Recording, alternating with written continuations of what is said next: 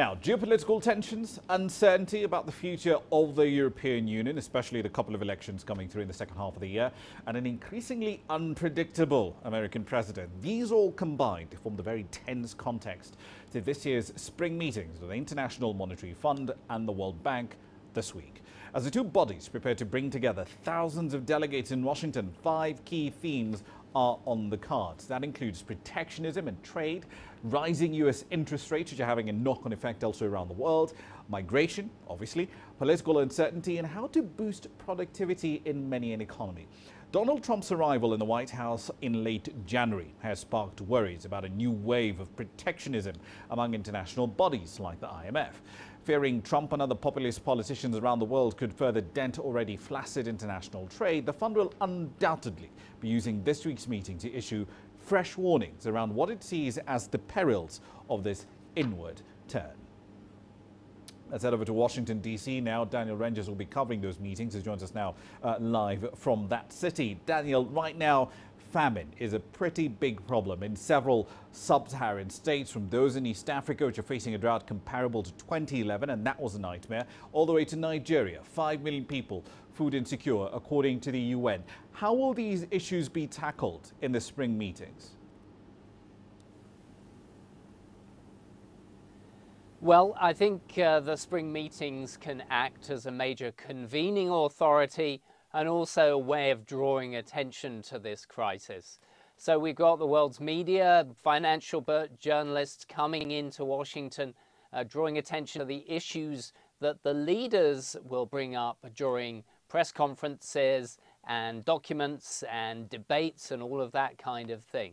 So it provides an opportunity, I think, to alert both the general public that don't know a lot about the famine in parts of sub-Saharan Africa, but also to try to push some moral authority towards the leadership that will be coming here at the weekend, to say more needs to be done in terms of providing technical assistance and also money, so that all of the major NGOs can continue to do their work and essentially try to mitigate some of the worst impacts, while at the same time looking to the future at major projects to improve economic growth, to increase the agricultural yield in some of these areas, to tackle climate change issues, and even to provide major risk insurance to some of these poorer countries so that these things cannot happen again. So there are many opportunities to improve the situation in the short and long term. Indeed. These meetings are also the first to be held with Donald Trump as the U.S. president. Now, since the U.S. is a bigger shareholder in both Bretton Woods institutions, is President Trump's insular approach to economic and trade policy likely to affect the work of either the fund or the World Bank? Rama, here's the calculus for the IMF and the World Bank. The Trump administration is a reality that's here to stay. I think they will continue to speak out against the perils of protectionism vis-a-vis the benefits of globalization and open borders. But at the same time, they will be saying that the way to try to address the concerns of those who've lost out by globalization is to provide broader educational opportunities, work training, and invest in the future so that everybody can enjoy those benefits and the disparities of wealth can be less acute and be felt in a way that sees improvement for those disenfranchised populations. Those are big issues.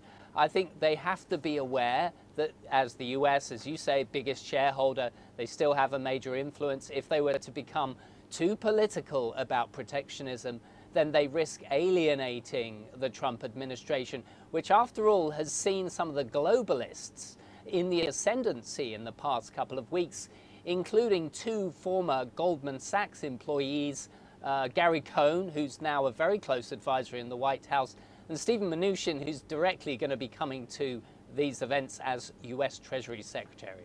Indeed. One last question for you, Daniel. Migration has been a huge issue on the news agenda. In fact, has been for years now, really. How will the Bretton Woods institutions handle this issue, given that their shareholders, as you mentioned, are increasingly hostile to migrants regardless of their source? I don't think that they think they can change, for example, the kind of rhetorical stance coming out of the Trump administration about the need to curb immigration at this time and increase the sort of security measures they've put on several Muslim majority countries, as we've widely reported. But instead, there is an opportunity here. Donald Trump is arguing that refugees emanating out of places like Syria need to be essentially taken care of within the regions in which they live in order for it to be easier once the conflict dies down, hopefully, for those individuals to go back and rebuild their communities. So there is a very strong case here for providing additional international support to countries like Jordan, Lebanon, and Turkey, because they are taking an unfair share of the burden when it comes to this terrible crisis of refugees emanating out of these conflict zones. And let's not forget Kenya as well, vis-a-vis Somalia.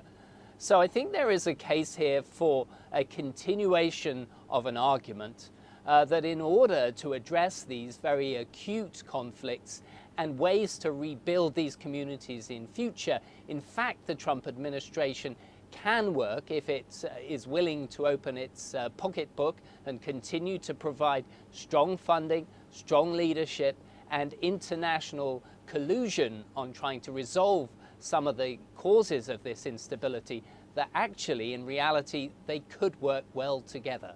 Indeed. Should be an interesting set of meetings, arguments and discussions under consideration at the spring meetings. That was Daniel Rangers, of course, live in Washington, D.C.